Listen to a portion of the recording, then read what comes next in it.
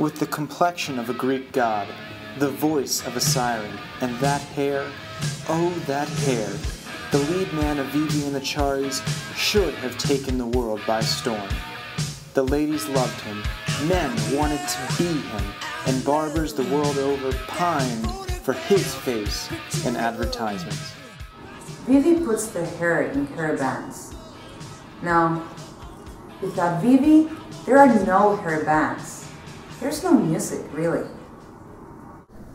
I was on my way to the top. MTV had lined us up to be on their maiden video on their first broadcast ever.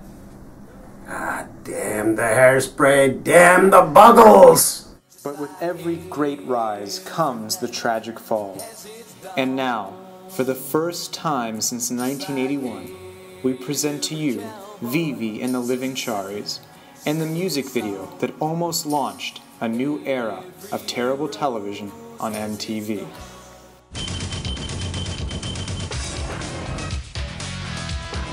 This is Vivi and the Charis, the story behind the music. In the late 1970s, nested between two rivers of western Pennsylvania, a young star was rising in the economics PhD program of Carnegie Mellon University. And despite his formal training, this star would forever change the face and hair of music. Economics. You know, I love economics, but economics doesn't fill my shower with music. Let's just say I've solved the planner's problem, and the planner wants me to perform. And so this ambitious mind put his economics career on hold to do just that. Perform on the stage. When I first met Chari, we had a bit of a rough going about his raw talent, the hair. I had no chance of making it in the business without him.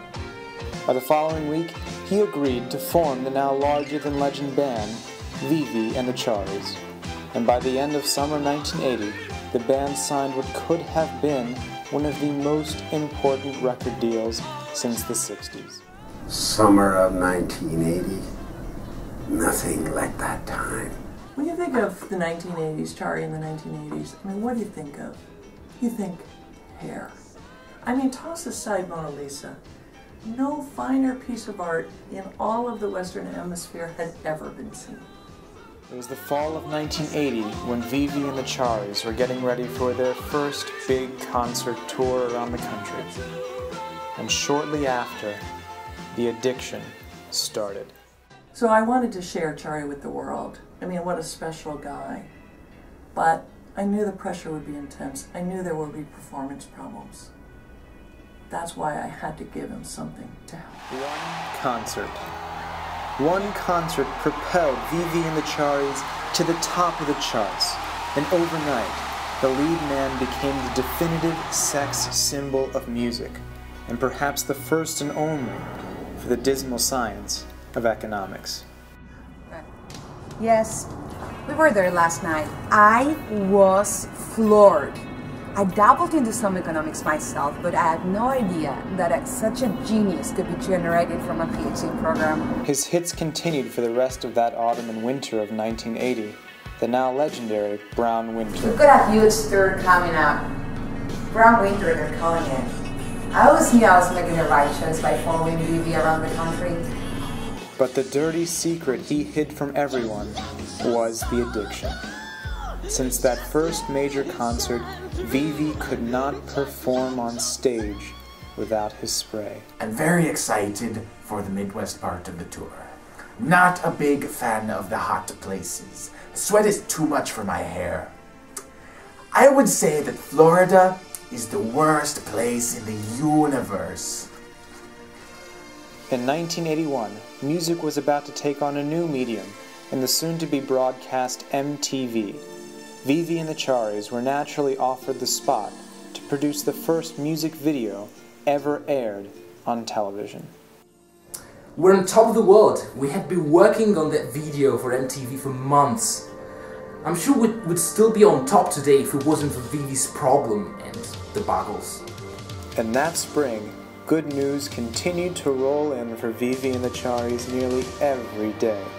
Commercials, endorsements, new concerts, until June 6th.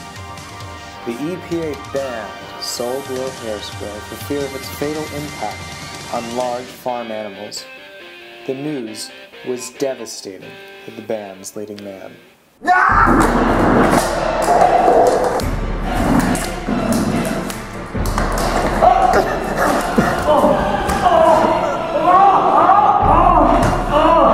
Nothing was the same after that night. He lost his luster and glow. He started screaming night after night about his private benefit being greater than the negative externalities. He even tried appealing to Reagan, but he was more into Julie Andrews. I just never got my confidence back after that day.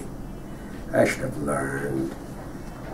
The real style doesn't come from a can, it comes from inside me. But I guess I learned that lesson a bit too late. July 29th, 1981. MTV's launch day was rapidly approaching. The band, however, began to crumble under the immense pressure of Vivi's mood swings. The passion that once held the band together was lost.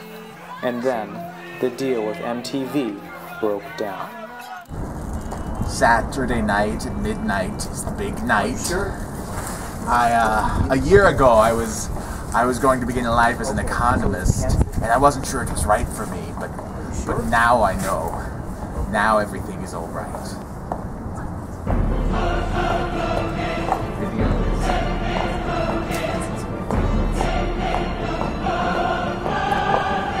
Now I'm nothing!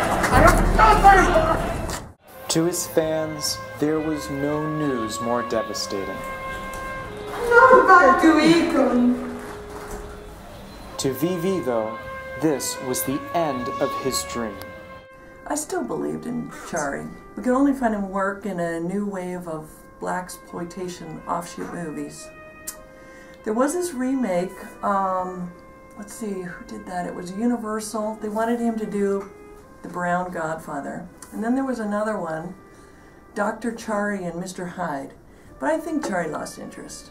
And by the mid-1980s, the star that once dominated the U.S. airwaves had returned to his original calling of economics. And nestled in the bare Midwest, he at least achieved his dream of staying away from Florida.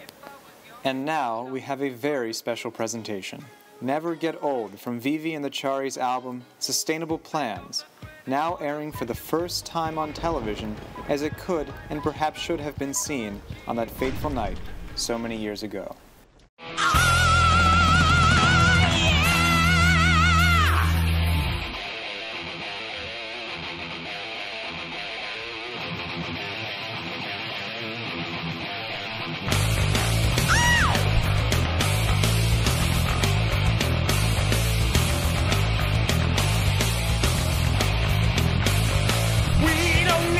Generation living out of time. Don't need social security, we don't give a dime. I ain't afraid to say my message unto ya. I'd rather be dead here than live in Florida. And you know my hair is long cause it grows out of my brain. To think even one of my thoughts would cause you all such pain. You know I'm young and fine and my spirit is so bold. You know I won't die young, but I'll never get old.